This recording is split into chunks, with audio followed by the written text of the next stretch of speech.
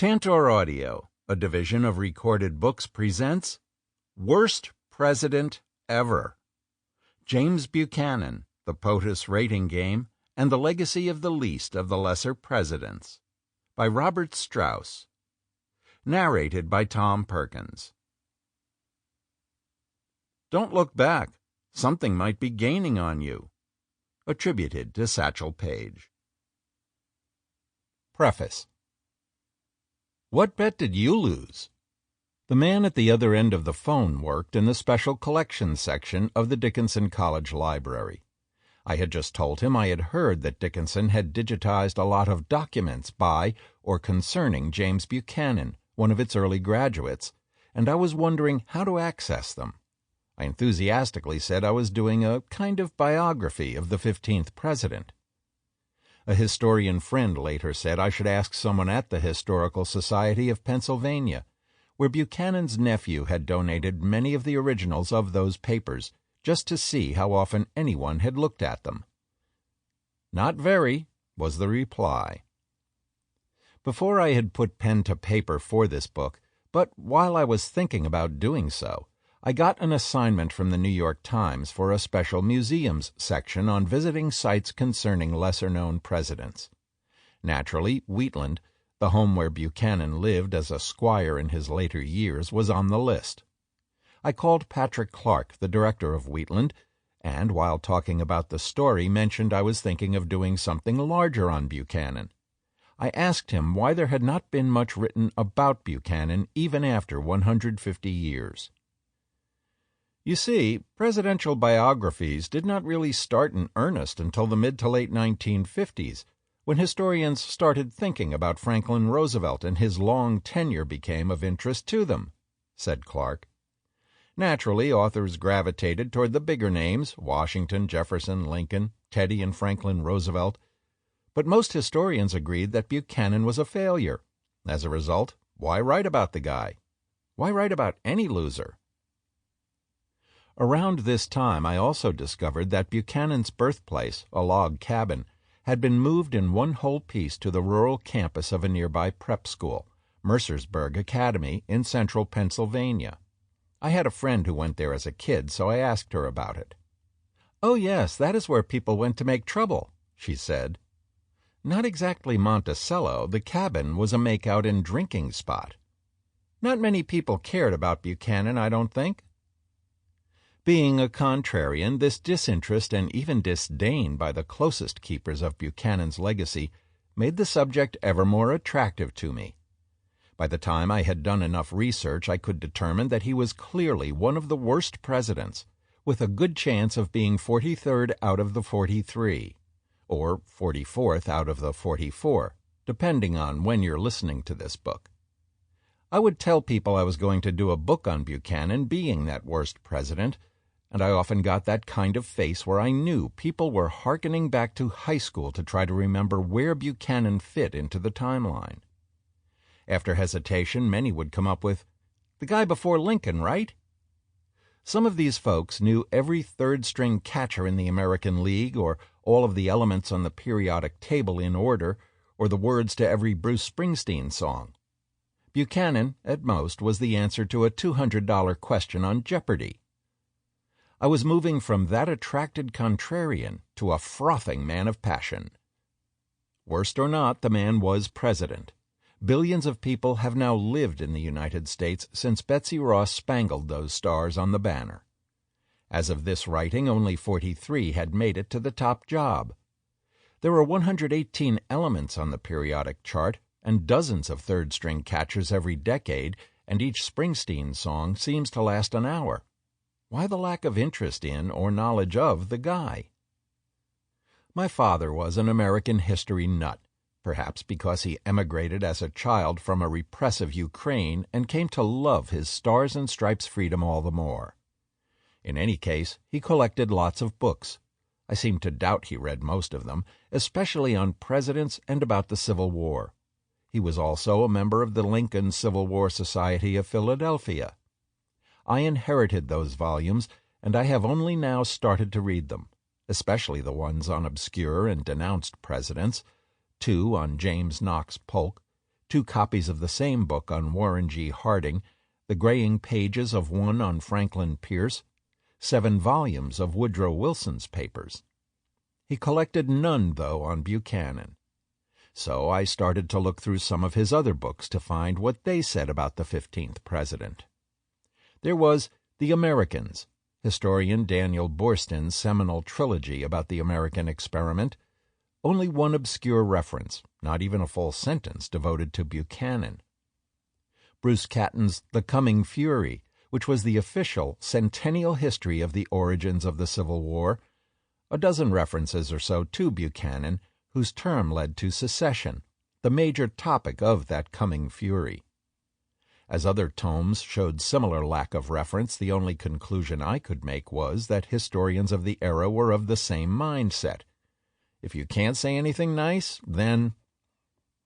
I did find one title, Great Presidential Decisions, for which Columbia professor Richard Morris in 1960 picked 36 landmark cases, mostly monumental in the positive, except for the 2 he attributes to Buchanan, which have the headlines, Buchanan Breaks Up the Democratic Party, and Buchanan Confesses He Lacks the Power to Act. My wife bought me a copy of Buchanan Dying, a play by the eminent author John Updike. Updike had grown up relatively near Lancaster, which Buchanan called home most of his adult life. In the notes to the last edition of the book from 2000, 26 years after he published the play, Updike wrote that Buchanan Dying had been produced only twice, for a week in 1976 at Franklin and Marshall College, which Buchanan helped found, and in an uncostumed, unmemorized version at San Diego State University the following year. If a play written by such an eminence as John Updike was brushed aside so monumentally, then that said something, though I am still not sure what. Finally, there was Karma. My daughter and her roommates moved to a new apartment in Charlotte, North Carolina in the summer of 2015, on Buchanan Street, just up from Pierce Street and Fillmore Street. There was no stepping aside now. No, I hadn't lost any kind of bet. My contrarian antennae had been raised to their acme. I had to tell the tale of the man whom I had determined was, as kids from my daughter's generation might put it, the worst president ever. Chapter 1. Introducing the worst president ever. The snow, getting heavier and heavier as the ceremony went on, belied the anticipation. The Washington social world had been waiting for the inaugural ball of James Buchanan. There had been one minor slip-up early in the day, well before the snow started. Buchanan or someone in his entourage had forgotten to tell the presidential carriage driver to pick up incumbent President Franklin Pierce first. Pierce had stayed the night before at the stately Willard Hotel, across the way from the White House, from which he had moved out in anticipation of Buchanan moving in the next day. So the driver doubled back from the more raucous National Hotel a few blocks north and west, where the Buchanan bunch was bunking in. It delayed the ceremony about 20 or 30 minutes, but in the end everyone laughed about it and looked forward to a festive day, the kind the renowned party-giver Buchanan was famous for. Since the death of Dolly Todd Madison 8 years before, there had been no focus for those who wanted to supplement Washington's dull government work and dubious living conditions with the lavish and fun times expected in a national capital. Even after her son by her first marriage, James Payne Todd, had run through her money with his mounting debts and legal dust-ups, Dolly Madison was, essentially, America's princess, or maybe even Queen Mother. She had endeared herself to the masses for saving whatever she could, especially Gilbert Stuart's iconic portrait of George Washington, as the British burned the White House during the War of 1812, when her husband, James, was president.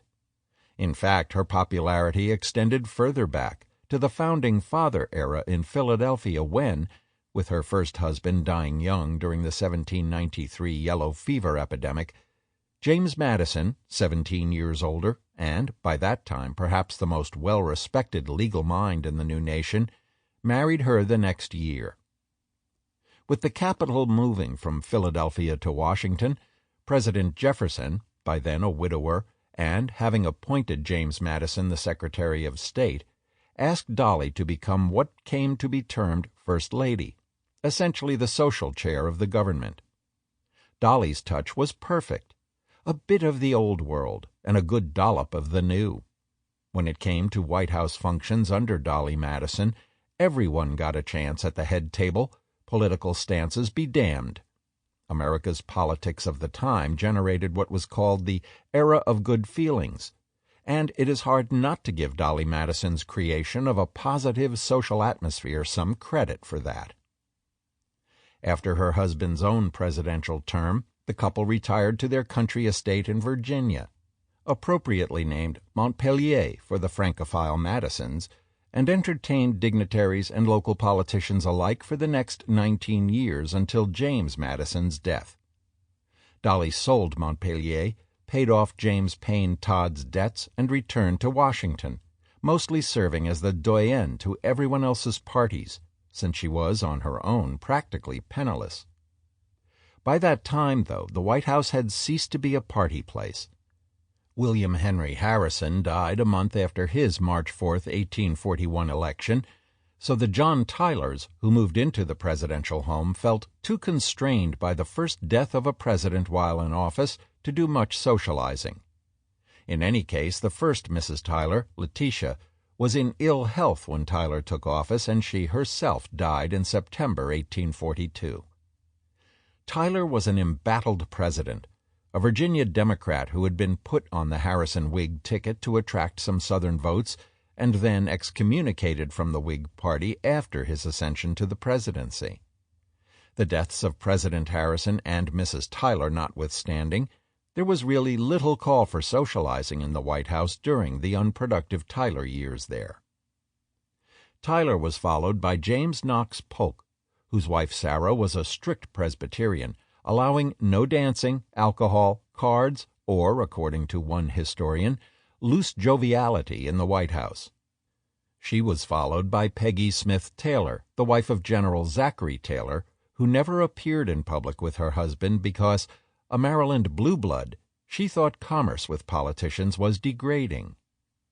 By this time, Dolly Madison had appeared at her last White House function, a dinner for President Polk, just before his own death, which came only 6 months after his term ended. Then President Taylor died of cholera in July 1850. He apparently exacerbated the disease, which was not unusual in swamp-filled Washington, by attending a long, hot July 4th celebration at the still unfinished Washington Monument. The Millard Fillmores, who came next, were never big party folks, Mrs. Fillmore being an incredibly shy and sickly woman, and they used those recent presidential deaths as excuses to tamp down any presidential socializing. Mrs. Fillmore died only 3 weeks after her husband's term ended, having caught a final chill during the inauguration of his successor, Franklin Pierce. Most tragic of all, Franklin Pierce's 11-year-old son, his third child, died in a train accident while the family was traveling in the Northeast. Their first son had died in infancy, and the second had perished when he was 4. Unprecedented that a president lost all 3 of his children before reaching the White House. Mrs. Pierce went into a mourning depression from which she never recovered and was rarely seen in public during Pierce's term. Even then, she dressed entirely in black. It had been a long, dreary haul for those who came through official Washington by the time Buchanan was elected in 1856. For the most part, Southern congressmen and high functionaries left their families at home, the legislative sessions normally not taking more than a few months. The Northern politicians were more often able to go in and out of the capital, train connections and roads being far better in their direction, while most of the Southern families had to come by river or sea at least part of the way. There was every expectation that the Buchanan presidency would bring some calm and at least a modicum of levity to Washington. Buchanan had spent much of the previous 4 decades in the capital.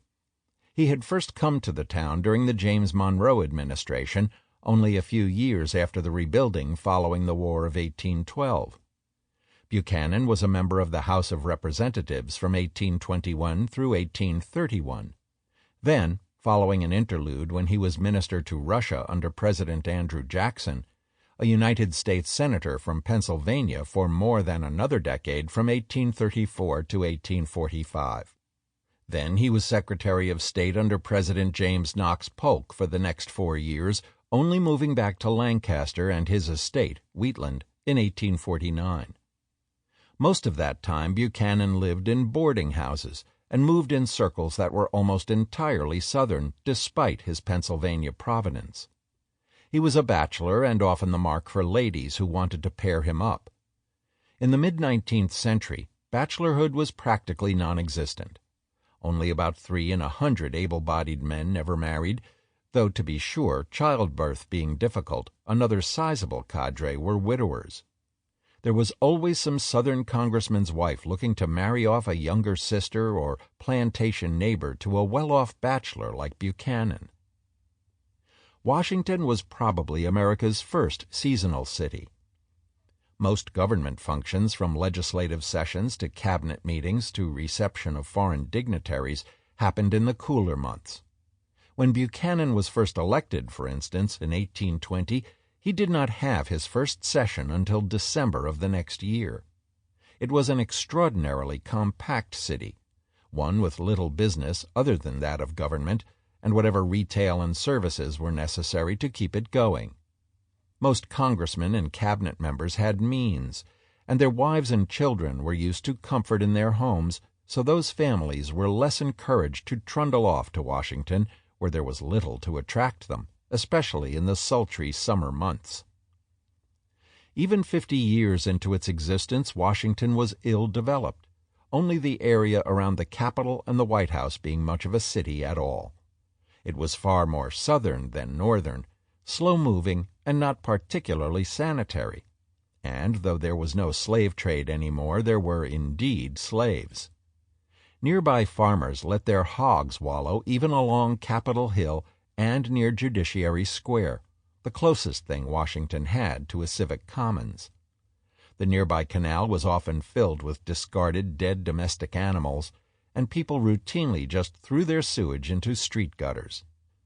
Privy pits were still pretty much the order of the day, and the springs and wells that provided the city's water supply were dicey at best. In fact, just days before Buchanan's inauguration, many who had dined at the National Hotel died or were sickened by what some believe was Republican poisoning, but was probably a dysentery caused by foul water in the kitchen. Buchanan himself had sweats and pains during the inaugural ceremonies, and 3 congressmen, Buchanan's own nephew, and about 30 other people were said to have died from the mini-plague. Those wives and older daughters of the distinguished congressmen and high office holders who stayed in Washington did their best to be elegant, but it was an overwhelmingly male city. Even then, there was little to recommend a young single man there other than governmental ambition. There were no real gentlemen's clubs, though there were surely bordellos, and few restaurants or cafes that might have lined the byways of European capitals like Paris or London, or even Prague or Stockholm. Crime was rampant, with many of the congressmen using their own slaves or servants for protection. Dolly Madison, though, had shown that things in official Washington did not have to be grim. And now there was hope that Buchanan and his favorite niece and titular First Lady, Harriet Lane, would bring some luster back to the Washington scene. The night of the ball, Harriet, whom several newspapers had already named our Democratic Queen, wore a white dress festooned with artificial flowers and a multi-strand necklace of pearls. The new president was not feeling well yet, due to the residue of the National Hotel scourge, so he needed to retire early if he wanted to get some rest before earnestly starting his long-sought-after term. Harriet, who always stood on protocol, left the ball with Buchanan, knowing there would be many lively and lovely parties to come over the next 4 years. The start of the Buchanan administration, at least his first unofficial appointment, niece Harriet as the White House hostess, was a success. The idea of one inaugural ball rather than several smaller affairs had been out of fashion since the inauguration of John Quincy Adams, but Lane and Buchanan decided to give the big celebration a comeback. A huge temporary structure, 235 feet long, 77 feet wide, and 20 feet high, was erected on Judiciary Square, costing $15,000 alone, a huge sum in donations at the time. The white ceiling of the structure had a sky of gold stars, and the walls were red, white, and blue.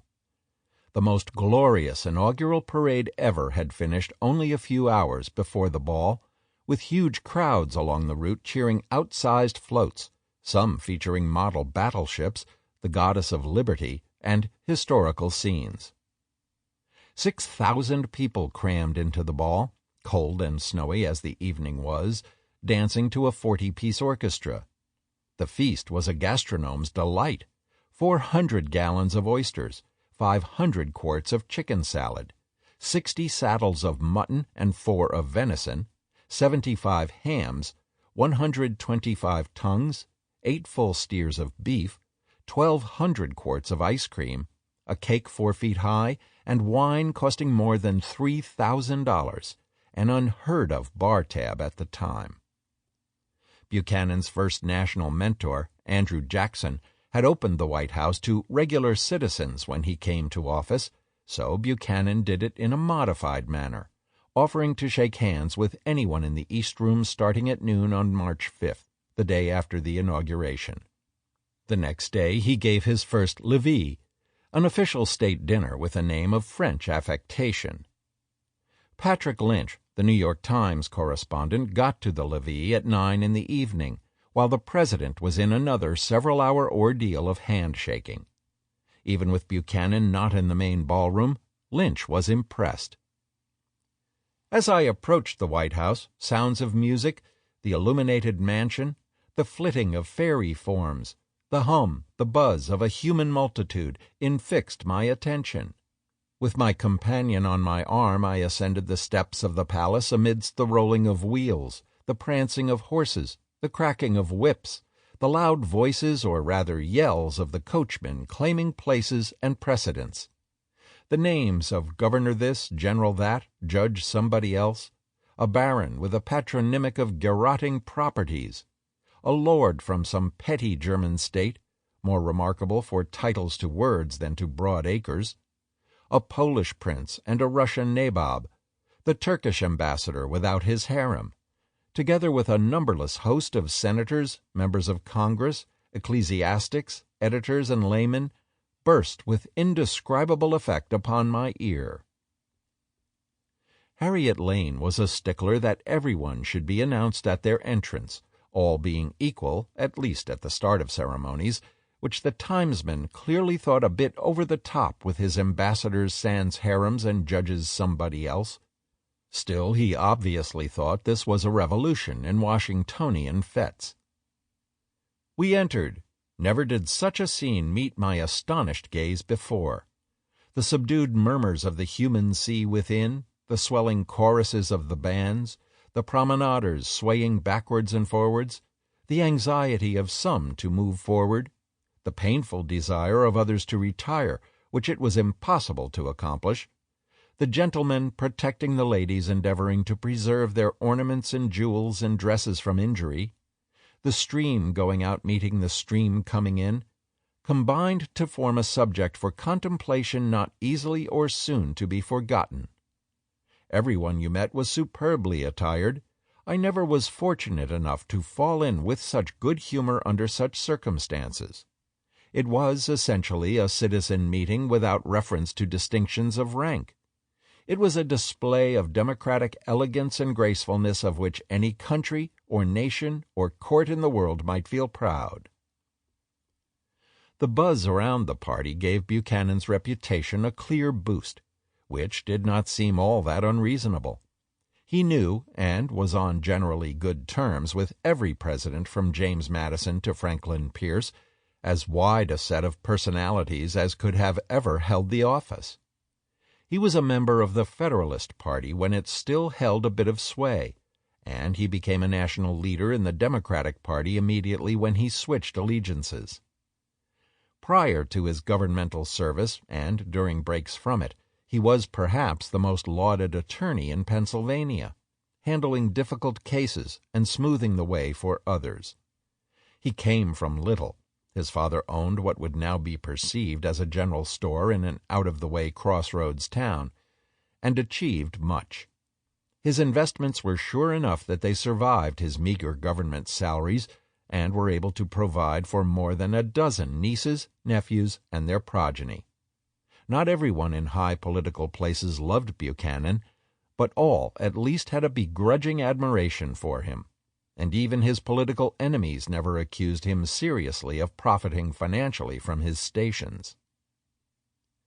That same day of the levee, though, what Buchanan thought might become his signal achievement became public, and the public gaiety of the administration's first 2 days was immediately negated. It was perhaps the most notorious decision the Supreme Court has ever made about the ownership of a man named Dred Scott, and all the baron's horses and all the nabob's men would not be able to put together Buchanan's presidency again. There seems to be little Americans like to do more than rank, rate, and compete, and then argue about those rankings, ratings, and competitions. Not that the rest of the world doesn't have its moments. The meanderings of the English soccer leagues come to mind. But in America, it is a lifetime kind of thing. Every Monday, for instance, sports fans, coaches, and players agonize over the polls of their favorite collegiate sports. Usually there are at least 2 competing polls. College basketball, for instance, has the Associated Press Top 25, done by 65 writers and broadcasters, and the USA Today Coaches Poll, voted on each week by 32 college coaches.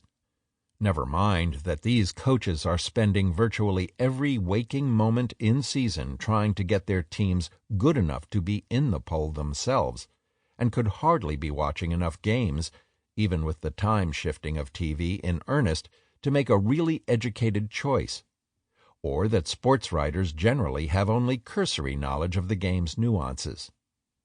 It all hardly matters in hoops, since there is a 68-team, single-elimination tournament at the end of the season, endearingly referred to as March Madness, which actually pits the teams together, essentially negating any in-season ranking. Still, I will admit that I look each week for my 2 daughters' alma mater, Davidson, on those winter Mondays, and if the Wildcats scratch up to, say, number 25, I will immediately email my wife and daughters in celebration. Who knows whether the votes that got them there are from a coach who is a friend of the Davidson coach, or whether some voter confused their score from the past week with that of their near homonyms, Dickinson or Denison or Dayton. The team is ranked, and presumably ahead of some college where a friend went, so I can gloat. The obsession with polling for almost anything appears to be American, its leading popularizer being George Gallup, who likely would have said he never thought it would come this far. Ironically, Gallup is known far more for what he got wrong, albeit more than a half-century ago. The famous photo of Harry Truman holding up the Chicago Tribune front page with the headline, "Dewey Defeats Truman," is not particularly about Gallup's polling, but the general conclusion of Gallup, Roper, and other major polling outfits was that Thomas Dewey was going to slaughter Truman in the 1948 presidential race, which did not come close to happening. Yet Americans blithely go on loving polls, not to mention other rankings, scholastic aptitude test scores, Jeopardy championships, beauty pageants, Nielsen ratings, weight loss claims, circulation figures, figure skating scores, and anything that makes a headline or a cocktail conversation winner. If God hadn't wanted us to know big data and its results, he wouldn't have created Wikipedia for us to look them up. So it is only natural to rate the 43 men who have been president to date as I write in 2016. It would not be stretching it too much to say that about half of Americans in 2016 thought that George W. Bush was the worst of. Sample complete. Ready to continue?